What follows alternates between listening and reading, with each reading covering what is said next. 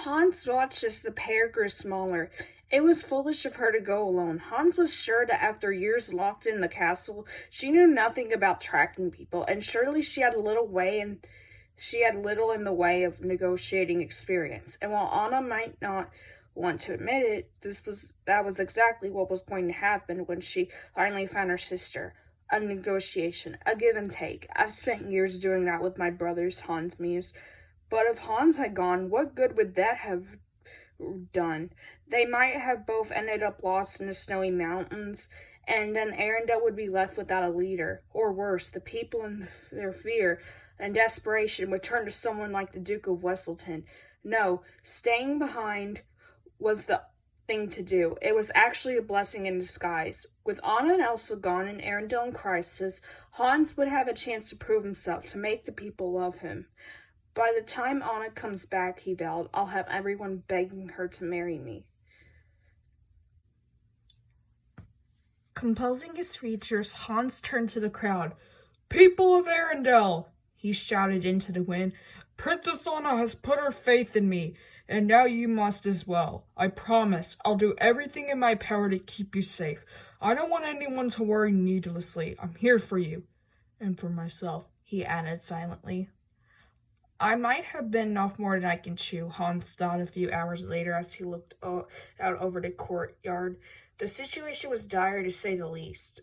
A layer of solid ice covered everything, and the snow was still falling fast. The sky was a dull slate gray. The sun swallowed up completely, and it was growing darker by the minute. In the port, Hans could hear the wood on the ship's hulls groaning with the growing pressure from the ice in the fjord. He knew it was only a matter of time before the ships would be reduced to little more than wreckage, and shortly after that, they'll probably become fuel for all these fires, Hans thought. Desperate for warmth of any kind, Arendelle's visitors were building fires all over the courtyard.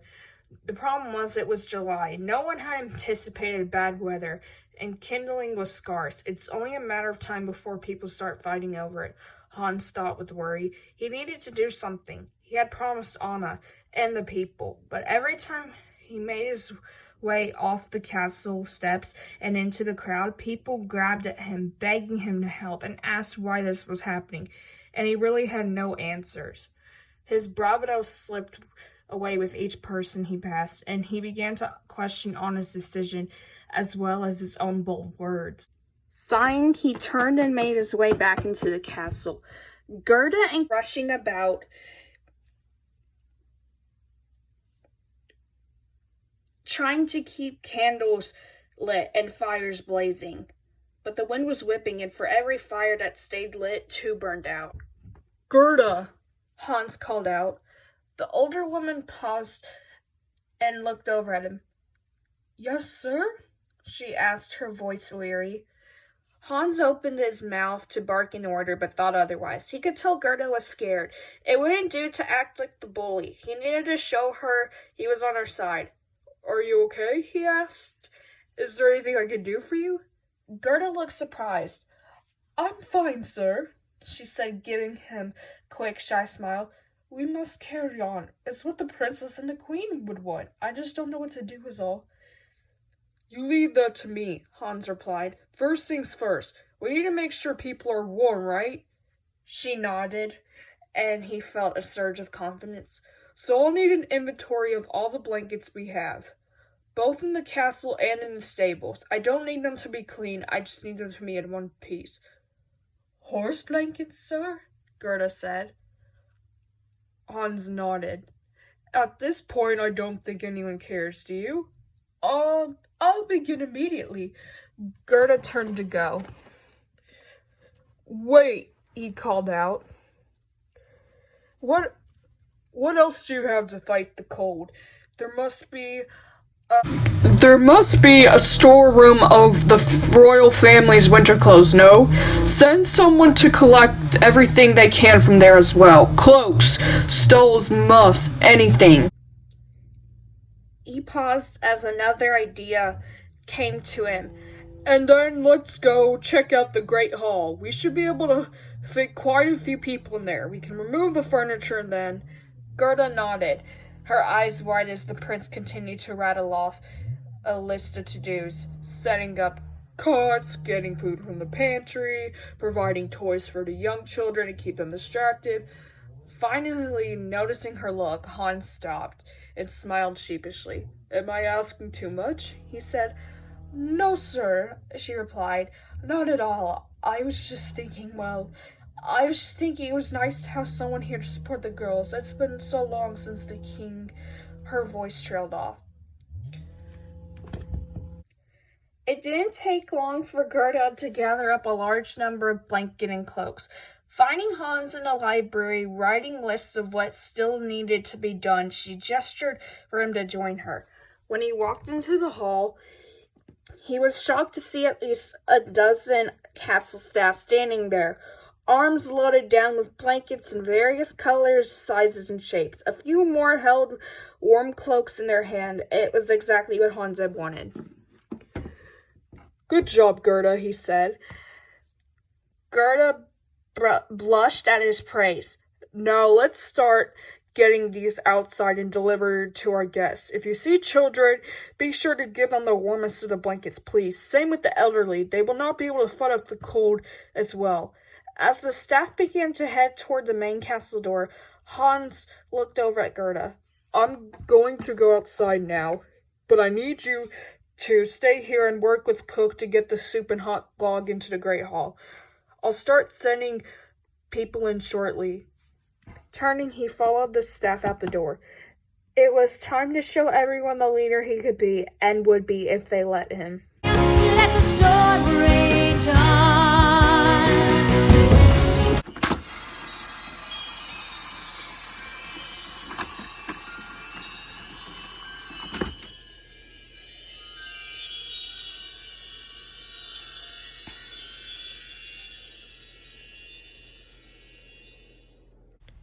Hot chocolate with fluffy marshmallows, tea in a perfectly warm cup, bed right before I get out of it in the morning when it's all cozy and slept in, fuzzy slippers and mittens, logs burning brightly in the big stone fireplace in my room.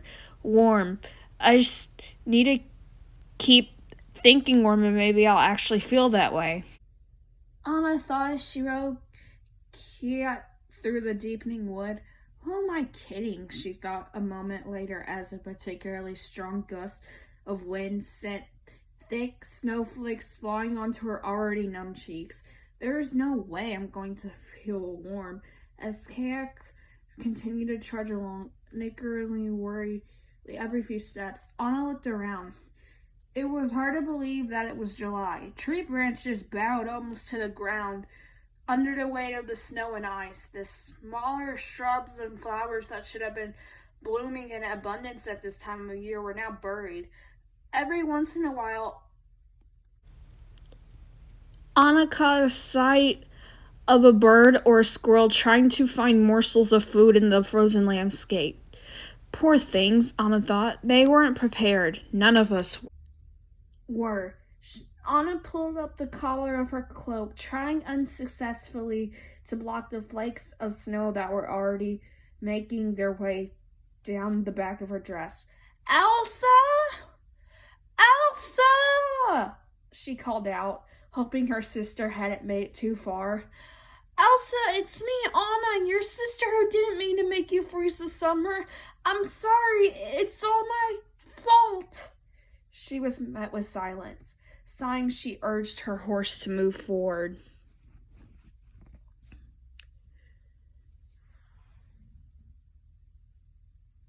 Of course, none of it would have happened if she just told me her secret. She's a stinker. So far away from the lights of Arendelle, it was completely dark. But since Anna had no intention of going home without her sister, she would just have to keep looking, light or no light. "I just need to fix this. Then I can go home and see Hans." The thought of Hans gave Anna a momentary rush of warmth. Hans. Wonderful, perfect Hans. Thank goodness for him. If he hadn't been there, Anna shuddered to think.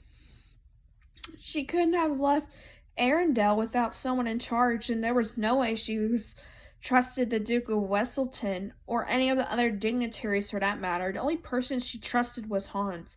She had immediately felt better when he stepped up so gallantly and heroically, except the reins. It had been like something out of a love story. I wonder what he's doing now, she thought, clinging to the warmth that thinking of him brought. Probably something amazing and adorable, like tucking a young child under warm blankets and reading him a story. I'm sure he's already secured the kingdom and ensured everyone's safety. Anna's heart fluttered. Thank goodness for Hans. Elsa needs me right now. And without him, I can never have gone after her.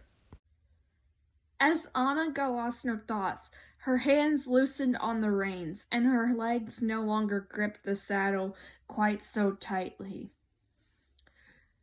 So when a branch snapped from the weight of the snow and Anna's horse reared up, she didn't stand a chance of staying on. She felt herself being flung forward, and then with a thud, found herself lying face down in the snow. Well, that's just peachy, she thought, sitting up and spitting out a mouthful of snow. Then she caught sight of Cat running back down the mountain. Wait, no, come back! No. And that just happened. Too. Perfect, she thought. Next thing you know, some hungry wild animals are going to show up. In the distance, a wolf howled.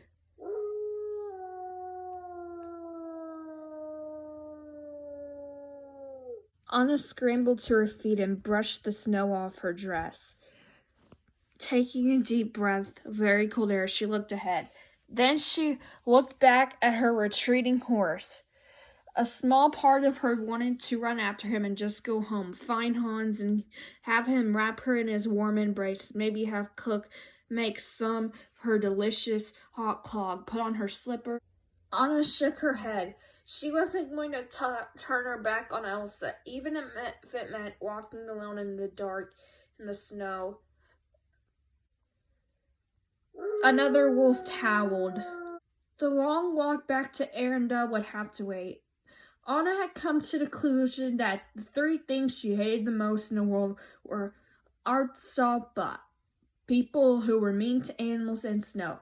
Snow was at the very top of her list. She would actually have made it all three of her least favorite things, but she did remember a time that she had liked playing in the fluffy snow, so in honor of the memory, she had only listed it once. At number 3, she had been walking for hours, and while she knew she must be making headway, it felt like she had gone nowhere. The landscape looked the same, a mountain, snow-covered trees, snow-covered ground. It didn't change. The only difference now was that Anna was colder and her feet were sore than they had been hours ago. No. Snow. Had to be snow, Anna said, taking another painful step up the mountain. She couldn't have had tropical magic that covered the fjords in white sand, and her voice trailed off as she reached top of a small rise. In the distance, she saw the most wonderful sight in the whole world. Fire!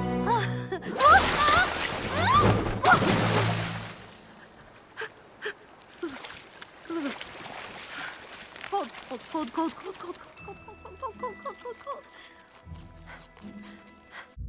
Getting to her feet, Anna double-timed it in the direction of the smoke.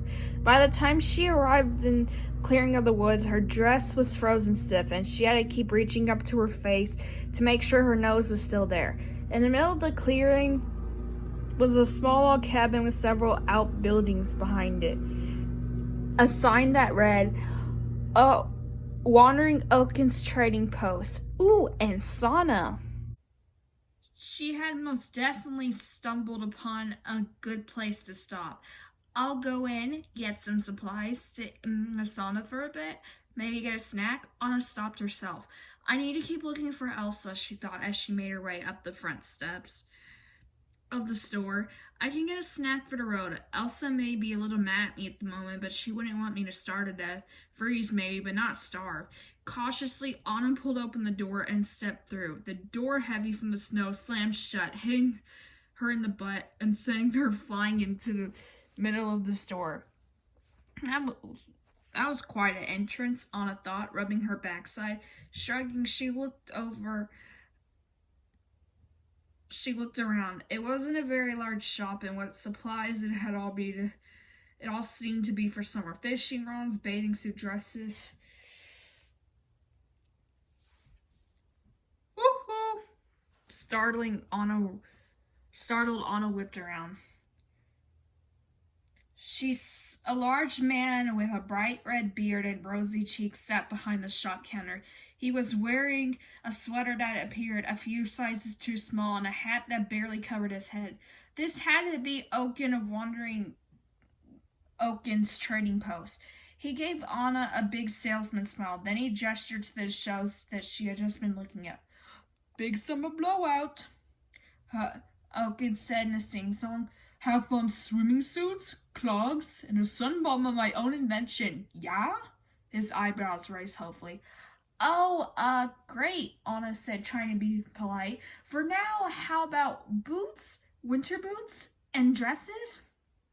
Oaken looked disappointed. "That would be in our winter department." He raised a finger and pointed to another part of the store. A much smaller, less stocked part of the store. The winter section contained exactly one outfit, a pickaxe, and one lonely pair of boots that Anna prayed were close to her size. Well, beggars can't be choosers, Anna thought as she went up and picked up the clothes and the boots. I was just wondering," she said over her shoulder, "has another young woman, the queen, perhaps, I don't know, maybe, passed through here?" She brought her new gear up to the counter. Oaken shook his head. "Only one crazy enough to be on this storm is you, dear." In challenge, the doors once again swung open. What might have been a very large man, though it was hard to tell through the thick layer of snow and ice, blew in. "You and this fellow," Oaken continued with a shrug. Then he looked at the Iceman. "Woo-hoo! Big summer blowout." The man ignored Oaken and walked right up to Anna.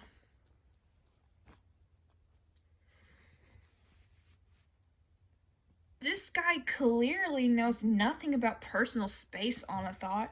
She couldn't help noticing, however, that his eyes, which were the only feature visible at the moment, were a deep brown, like the rich mahogany shelves that lined the library walls, and his shoulders were broad and looked strong. She also noticed that he smelled like reindeer? "Carrots," the man said. Anna raised an eyebrow. "Huh?" she replied. "Behind you." "Oh, right, excuse me." Anna apologized, stepping out of the way.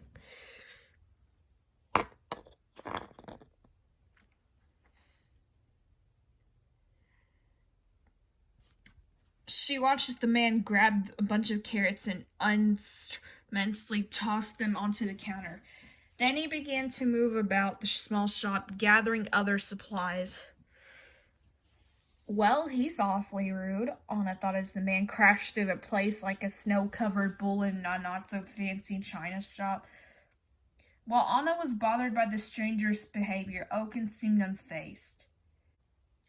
"A real howler in July, yeah?" he said, holding up the ice pick. "Wherever could be coming from?" "The North Mountain," the other man replied matter-of-factly. "The North Mountain," Anna repeated to herself. The storm was bursting out of the North Mountain. That could only mean one thing. Elsa had to be there. Anna grew excited. This was just the kind of clue that she needed. Now she had a destination. She looked down at her meager supplies. Just not a way to get there. Hearing raised voices, Anna looked over at the two men. Oaken was holding up 4 fingers. 40? She heard the snow-covered man say. He shook his head. "No, 10. Oaken was having none of it. "Oh dear," he said, in a voice as sweet as pie. Then he shrugged. "That's no good. See, this is from our winter stock, where supply and demand have a big problem." Anna could have sworn she saw steam begin to rise off the man when he realized Oaken wasn't going to barter. Then he shook himself like a dog coming out of the water. Snow and ice fell to the ground, revealing a young man probably a few years older than her with rosy cheeks and thin blonde hair. He had on a gray fur-lined vest and a thick wool sweater that looked, Anna had to admit, well used but very, very cozy. "You want to talk about a supply and demand problem?" he asked. "I sell ice for a living." He pointed out the window. Following his fingertip, Anna saw a sled filled with ice, which was currently being covered in snow, and a reindeer. That explains the smell, Anna thought, raising an eyebrow. "Ooh, that's a rough business to be in right now," Anna said. "I mean, that is really..." Her voice trailed off as the young man shot her luck. She coughed. "That's unfortunate." She felt sorry for the stranger. Oaken, however, did not. "Still 40, but I will throw in a visit to Oaken Sauna." He pointed to a steamed glass door on the other side of the store. But it wasn't steamy enough to hide the family sitting inside. Anna waved awkwardly and then looked away. It didn't seem quite the incentive that she had first thought. "10's all I got," the man said, holding out his finger money. "Help me out." Oaken paused. For a moment, Anna wondered if he was going to change his mind, but then he simply grabbed the carrots and separated them for the rest of the supplies. "10 will get you this and no more." Well, Anna was more than happy to let the pair negotiate until the sun came up. She was eager to get on her way and to get a few more answers. "Just tell me one thing," she said, tugging on the young man's sleeve. "What was happening on the North Mountain? Did it seem magical?" "Yes," the young man said as he rolled up the sleeves of his sweater and raised his fist. Then he glared at Oaken.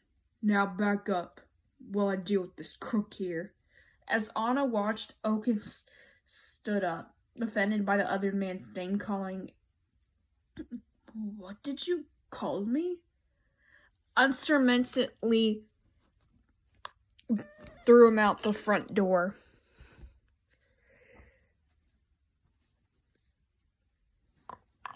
Her mind was racing.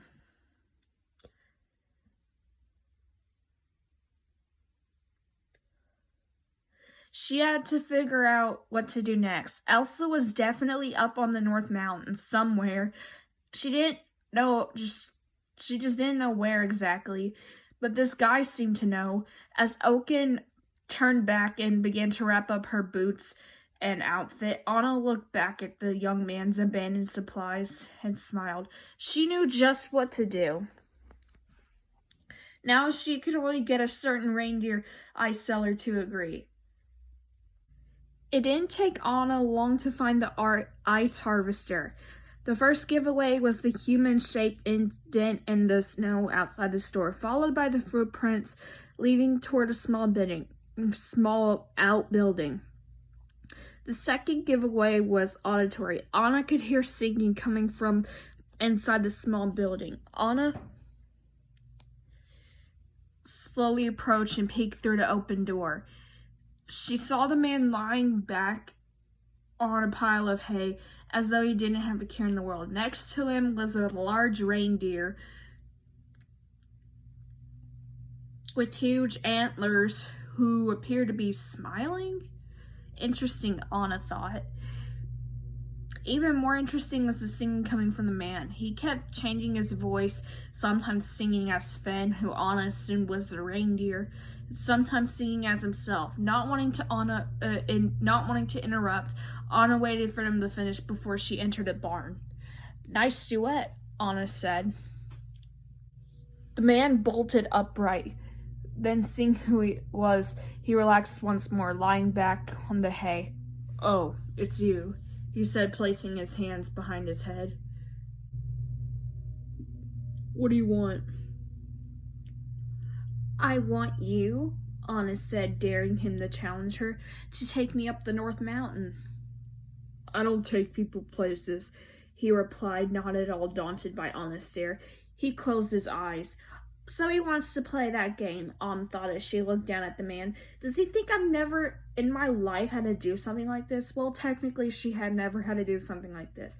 But that wasn't the point. The point was that she figured this ice harvester character wasn't going to be the easiest to deal with, and so she had thought ahead. Let me rephrase that. As Anna spoke, she picked up a heavy bag of supplies that she had carried from Oaken's shop and tossed it at him. It landed with a thud on his lap. Not too shabby, Anna thought, turning back to the ice gatherer. Take me up the North Mountain, please. She couldn't help it. The please just slipped out. Years of etiquette lessons were ingrained in Anna. Her manners just seemed to come out whether she wanted them to or not. When the man still didn't say yes, Anna sighed. Look, I know how to stop this winter, she explained. At that, the ice harvester seemed to perk up. We leave at dawn, he replied without hesitation. Then he held up the bag. And you forgot the carrots for Sven. But Anna hadn't forgot the carrots. They were right next to her. Grabbing them, she threw them at the man. Oops, sorry, I didn't mean, she caught herself. She was sorry, but she wasn't about to let him know that. She needed to look strong and in charge. She put her hands on her hips. We leave now. Right now. Turning, she walked back outside. I really hope that worked, Anna thought as she waited to see if he would follow her, because if it didn't, she looked up into the darkness of the North Mount, for a very long, lonely walk. Anna heard an exaggerated sigh from behind her, followed by the man's thumping footsteps as he gathered his things. Yes, Anna cheered, silently, of course.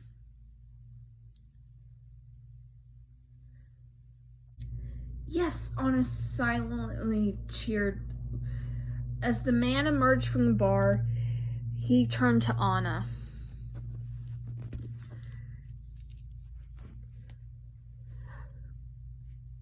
Well, if we're going to head up a treacherous mountain into a magical July blizzard, I should probably know your name. Oh, I'm Anna, Princess of Arendelle. My sister's kind of the queen. And she might be causing the storm. Anna said, her confidence melting away the farther she got into her story. Instead of trying to explain anything more, she turned the question back around on her guide.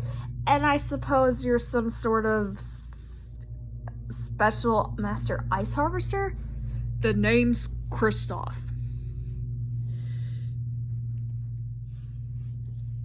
And I do happen to be a pretty great ice harvester, now that you mention it. In fact, I hold the Arendelle record for the most ice delivered in a day. Anna raised an eyebrow. Is that supposed to be impressive about her life in the castle? Ice had always just been there when she needed it. She never really thought about how it got there, or what it might be used for other than cooling drinks. I mean, people can't need that much ice, can they? She asked. Apparently that was not the right thing to say. Kristoff's already...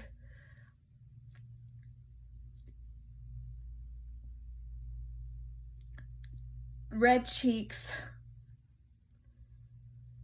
grew redder, and he sputtered in disbelief. People can't need that much ice, he repeated. Lady, people need loads of ice, loads and loads, and harvesting isn't exactly easy. Have you ever tried to move a block of ice? Anna shook her head. I didn't think so. They are heavy, really, really heavy. Right, Sven? Sven? Anna turned her head. The reindeer had emerged from the barn, still chewing on a ridiculously large lump of hay. Hearing his name, he looked up. Wisps of hay dangled from his antlers and out of his mouth, making him resemble a reindeer-shaped scarecrow. I can tell it's a very serious business, Anna said, trying not to laugh. It is a serious business, Kristoff snapped. his temper flaring. It only made Anna smile more. How do you think your precious food at the castle stays cool? Magic? Anna cringed, the words hitting too close to home. Kristoff's mention of magic had brought it all rushing back. I didn't know, she said. Softly. I'm sorry. No, Kristoff said, realizing that he had touched a nerve. I'm the one who's sorry. I didn't mean it. Sometimes I say the wrong thing. I spent a lot of time with just Sven, and he's not always the best conversationalist. The reindeer let out a hunt and knocked the ice harvester to the ground. Despite the somber turn the conversation had taken, Anna had to laugh. The reindeer was adorable, and Kristoff struggling to apologize was pretty cute too. Well, do you want to make it up to me? She finally asked. Kristoff smiles. Hang on, we'd like to go fast. As Kristoff shouted his warning to Anna, he slapped the reins against Sven's neck, urging the reindeer on. Up ahead, the North Mountain rose into the night sky, blocking out the stars and casting long shadows on the woods below. If Anna had stopped to think about what she was doing, she might have been scared or at least a bit nervous. After all, she was racing toward Elsa on a sleigh of questionable quality with an ice harvester she had just met. But she didn't have time to think. I like fast, Anna shouted back, the wind whipping her long braids behind her and flakes of snow pelting her cheeks. Leaning back on the bench seat,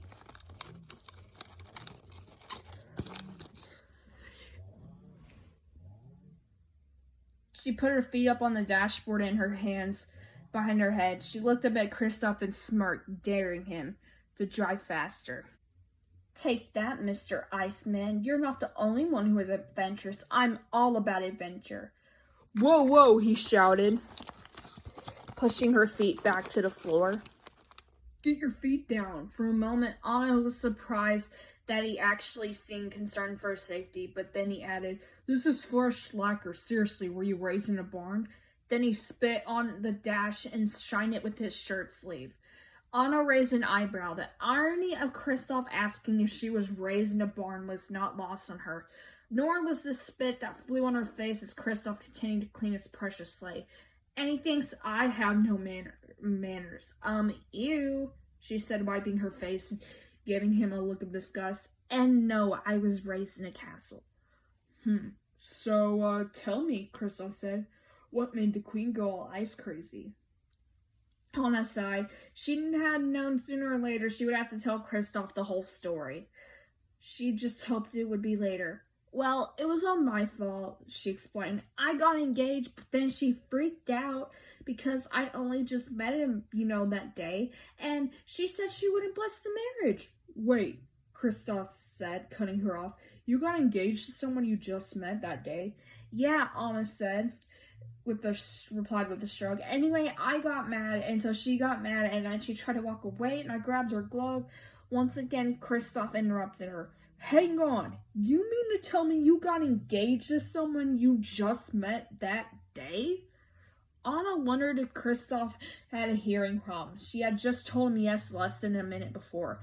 And why was he looking at her like she had two heads? If he was going to insist on asking her the same question over and over again, they really weren't going to get far. Yes, she finally said, pay attention. As she continued to describe what had happened, she felt Kristoff's gaze on hers. But the thing is, she wore the gloves all the time, so I just thought maybe she has a thing about dirt. It made her uncomfortable and she wiggled away a bit, talking faster. Still, he continued to stare at her. Do I have something on my face, Anna wondered? Or in my teeth? And why won't he watch where he's going? She shook her head as she finished telling him what had led to Arundel's winter in July. But Kristoff hadn't seemed interested in Elsa and her magic at all. Didn't your parents ever warn you about strangers? He asked. Yes, they did, Anna said, pointedly looking at Kristoff, the strange ice harvester she had just met that day. But Hans is not a stranger. Kristoff raised an eyebrow. Oh yeah? What's his last name? Ha! His last name. What a stupid thing to ask. Of course I know his last name. I have it. I know his last name. It's, Anna frowned. She didn't have it. Of the Southern Isles, she replied, hoping her answer sounded the least bit convincing. What's his favorite food? Kristoff asked, clearly not buying the last name. Sandwiches, Anna retorted. What was this, 20 questions? What did it matter anyway? So she didn't know a few things about him. She had plenty of time to learn that stuff, but as Kristoff continued to grill her, it became clear that it was more than a few things she didn't know. Best friend's name? Probably John. Eye color? Dreamy. Foot size? Anna shot him a look. Foot size doesn't matter. Kristoff shrugged. He paused, and for one brief moment, Anna thought maybe he was going to stop with the insane questioning. But then he kept going. Have you had a meal with him yet? What if you hate the way he eats? What if you hate the way he picks his nose? Picks his nose? Anna repeated, repulsed at the thought, and eats it. Excuse me, sir. He is a prince. All men do it, Kristoff said, shrugging. What he clearly meant is that he does it, Anna thought, which doesn't have any bearing on what my Hans does. And if on the slightest chance Hans has ever done such a thing, I'm sure it was done gracefully and that he didn't eat it then. Look, it doesn't matter, Anna said, trying to put an end to the conversation. It's true love. Doesn't sound like true love. Anna nearly laughed out loud. Are you some sort of love expert? She asked, looking at the burly man up and down. She was willing to bet that the only thing he had ever loved besides himself obviously was his reindeer.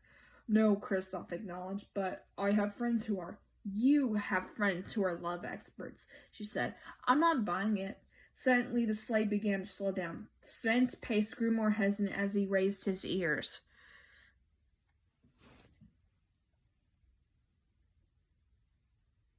And nostrils flared. Stop talking, Kristoff whispered. When she opened her mouth, he clamped. I mean it. Shh. Well, I never, Anna fumed. Just because I was winning that argument doesn't mean. But then Kristoff stood up and raised his lantern. Anna gulped. The light had illuminated the woods that surrounded them and revealed several pairs of yellow eyes. Several pairs of yellow eyes that were moving closer. This, Anna thought, is probably not good. Sven, go, Kristoff shouted, giving voice to Anna's fears.